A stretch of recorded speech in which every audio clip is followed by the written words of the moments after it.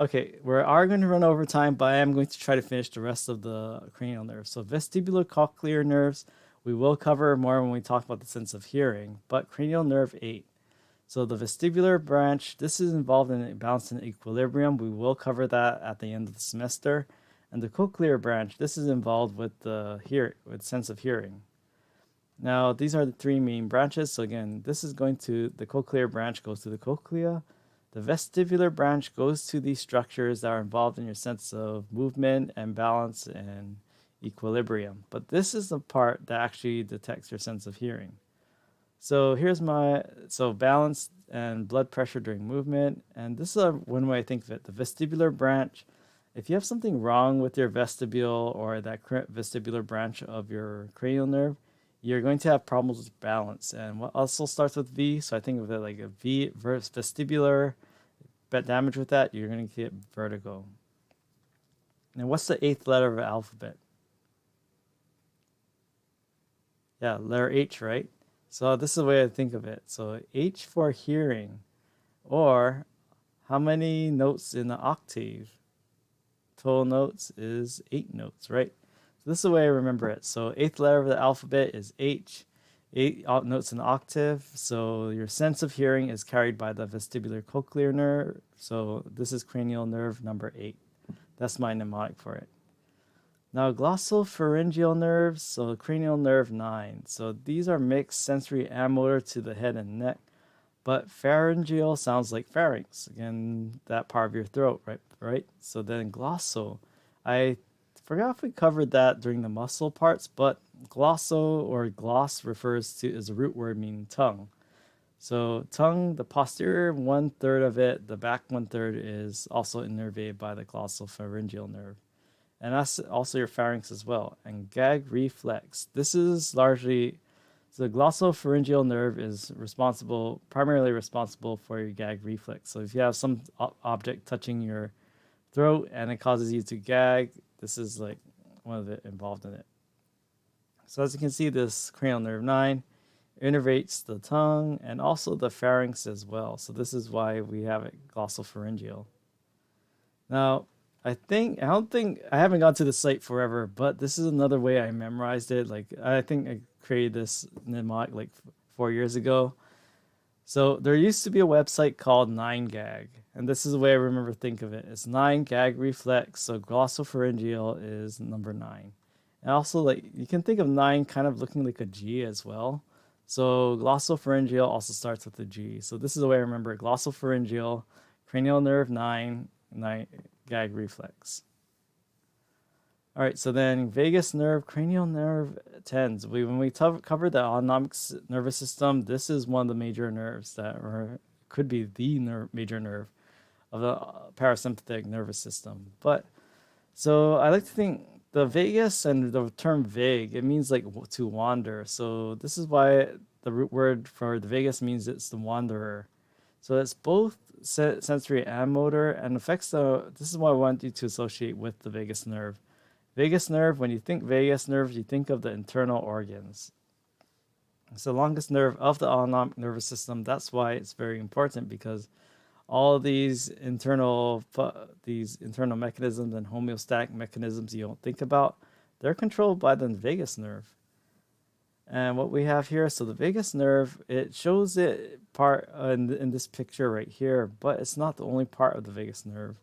So the vagus nerve starts here, but actually runs all the way down here and it innervates the heart, the lungs, the stomach, the liver, the intestines, the pancreas, and even, yeah, so that's what we have here. If you take martial arts, you may have heard this term solar plexus. So it's referring to that celiac plexus. So when they say like, oh, took a blow to the solar plexus, they're getting a trauma to this part of the internal organs. All right, so then vagus nerves, so they branch and radiate extensively. Now, am I going to test you on that previous image? Not on the exact layout, but you should know all those organs in that previous image. And then there are ganglia as well. So notice that there's many like of these kind of like branches and also these groupings of cell bodies as well. So where is this?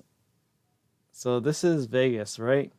So what cranial nerve is the vagus? Cranial nerve X, cranial nerve 10. So this is my mnemonic for remembering that the vagus is cranial nerve 10.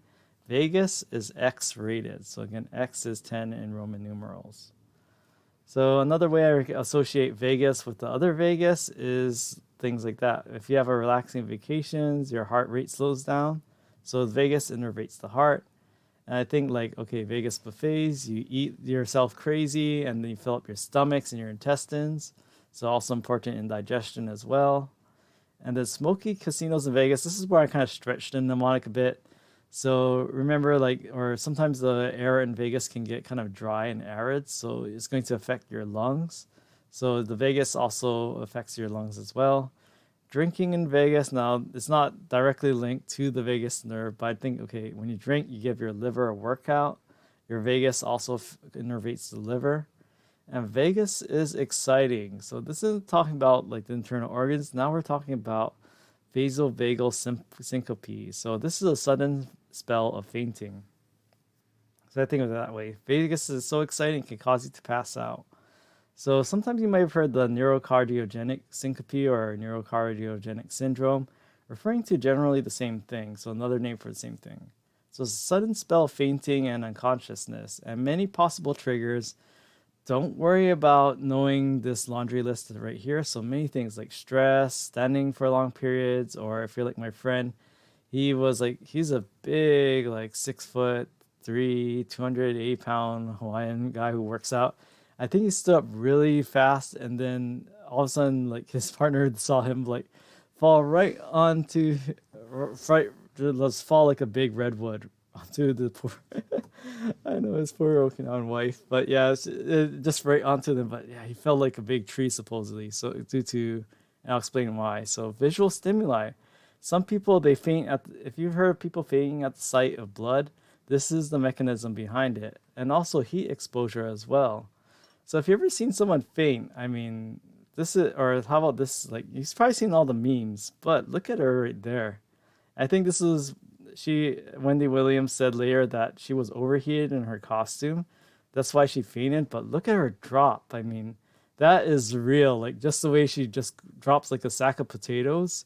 That's a real fainting spell. So she didn't say if it was vasovagal syncope, but I'm showing you like compared to like a fake faint where you don't, when you're fainting, you don't have time to catch yourself. You just drop like that and no real time to react, and often occurs to a rapid drop in blood pressure. So that's also why sometimes suddenly standing up, like my friend, can cause him to faint, because if he stands up, his blood redistributes, and if it causes certain reflex centers to experience a drop in blood pressure, then that's going to shut his whole system down.